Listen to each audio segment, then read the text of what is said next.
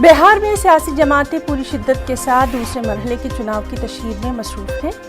दूसरे मरहले के लिए 3 नवंबर को वोट डाले जाने वाले हैं। इससे पहले तमाम सियासी पार्टियों के स्टार कैंपेनर्स आज रियासत भर के कई हलकों में रैलियां करते नजर आएंगे। वज़ीर-ए-आला नीतीश कुमार 6 अवामी रैलियों से खिताब करेंगे। नीतीश कुमार भागलपुर से अपनी इंतखाबी रैलियों का आगाज करेंगे, जबकि दानापुर में उनकी आखिरी रैली होगी। आज बीजेपी के कई सीनियर लीडरान भी अवामी रैली करते नजर आएंगे। बीजेपी के कौमी सदर जेपी नड्डा, राजनाथ सिंह, अश्विनी चौबे, मनोज तिवारी, संजय जायसवाल, भूपेंद्र यादव और सुशील मोदी भी कई इंतखाबी रैलियों से खिताब करने वाले हैं। दूसरी जानिब तेजस्वी यादव सबसे ज्यादा लगभग 17 अवामी जलसों से खिताब करने वाले हैं। सुबह 10 बजे से शाम के 4:30 बजे तक तेजस्वी यादव एक्शन में नजर आने वाले हैं। दूसरी जानिब उपेंद्र कुशवाहा और चिराग पासवान भी इंतखाबी रैलियां करेंगे। चिराग पासवान तकरीबन 9 रैलियों में शिरकत करने वाले हैं। कांग्रेस के इमरान प्रतापगढ़ी भी आज एक्शन में नजर आएंगे। वो 3 मुकामात पर अवामी रैलियों से खिताब करेंगे।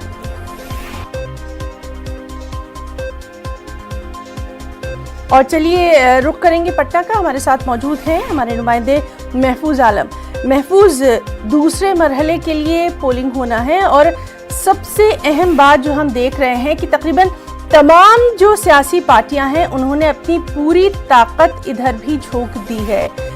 क्या कुछ आज खास रहने वाला है अवामी रैलियों के ताल्लुक से जानना चाहेंगे।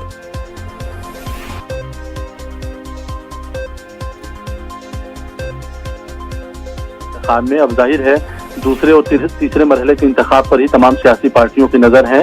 दूसरे मरहले का इंतखाब 3 नवंबर को होना है 94 सीट के लिए, और इन 94 सीटों में कई ऐसे असेंबली हलके हैं जो अकलियतों के इलाके हैं और अक्सरियती इलाका है।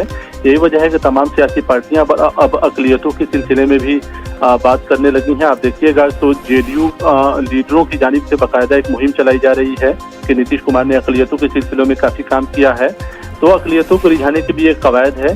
तेजस्वी यादव सबसे ज्यादा रैली कर रहे हैं। 17 अवामी रैली से आज खिताब करेंगे। सारण, गोपालगंज, मशरकी चंपारण, मगरबी चंपारण जाएंगे, शिवहर, सीतामढ़ी में भी जाएंगे।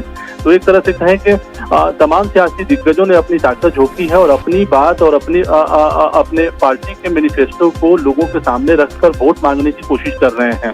खास बात यह है कि तमाम सियासी पार्टियों की नजर में और तमाम सियासी पार्टियों ने ये मुद्दा बनाने की कोशिश की है कि बेरोजगारी, रोजगार का मसला और मजदूरों के मसले पर वोट मांगने की एक तरह से लाहे अमल बनाया है और इसमें कामयाब भी होते हुए नजर आ रहे हैं। बिहार में आमतौर पे जात पात की सियासत होती थी, लेकिन इस बार जो है जातियों के ऊपर जो है मुद्दे जो है कहीं ना कहीं हावी हैं।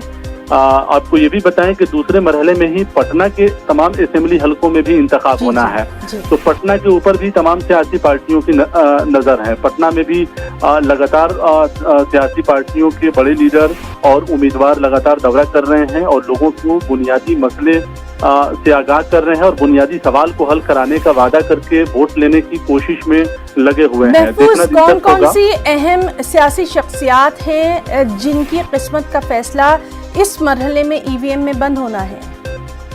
देखिए, बिहार में कई ऐसे बड़े लीडर हैं जो दूसरे और तीसरे मरहले के इंतखाब में उनकी किस्मत का फैसला होना है।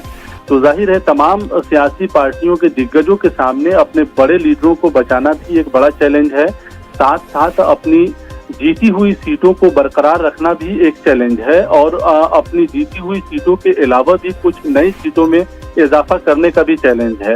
यही वजह है कि नीतीश कुमार अपने दौरे में ये बता रहे हैं कि बिहार के सिलसिले में मौजूदा हुकूमत ने काफी काम किया है। आपने देखा कि कल वो मगरबी चंपारण गए थे जहां उन्होंने कहा कि बगहा को डिस्ट्रिक्ट बनाएंगे अगर हमारी हुकूमत बनती है तो 15 साल में मौजूदा हुकूमत ने जो काम किया था उसकी कारकिर्दगी के ऊपर जो है लोगों से वोट मांग रहे हैं। साथ में ये कह रहे हैं कि अगर मौका मिलता है दोबारा तो बिहार की तरक्की के सिलसिले में मजीद और काम करेंगे। वहीं अजीम इत्तेहाद अपने तमाम दिग्गजों को मैदान में उतारा है और जाहिर है कई बड़े सियासी लीडर जो है दूसरे और तीसरे मरहले के इंतखाब में वो इंतखाबी मैदान में हैं, उनकी किस्मत दाव पर लगी है। अजीम इत्तेहाद के सामने भी कई सारे चैलेंजेज हैं। जब ये बात 15 साल बनाम 15 साल की सियासत में मौजूदा हुकूमत के जो लोग हैं, एनडीए के जो लोग हैं, वो सामने रख रहे हैं। उधर तेजस्वी यादव जो है 15 साल की हुकूमत को कटघरे में खड़ा कर रहे हैं। लेकिन सबसे बड़ा सवाल ही ना यहाँ ये है कि आम लोग जो है, आम आबादी जो है, वो 15 साल बनाम 15 साल की सियासत से अलग हटकर बुनियादी सवालों पर सियासी पार्टियों को लाने की कोशिश में लगे हुए हैं। और महफूज, जिस तरह से हमने इससे पहले वाले मरहले में देखा था कि कोविड-19 को लेकर तमाम तर एहतियाती तदाबीर बहुत सारे मुकामात पर नहीं अपनाई गई थी। आपने खुद कई लोगों से बात की थी जो कि ना मास्क लगाए थे, ना ही सोशल डिस्टेंसिंग का ख्याल रख पा रहे थे। इलेक्शन कमीशन को इस जानिब खुसूसी तवज्जो देना होगी, क्या कुछ तज्जिया?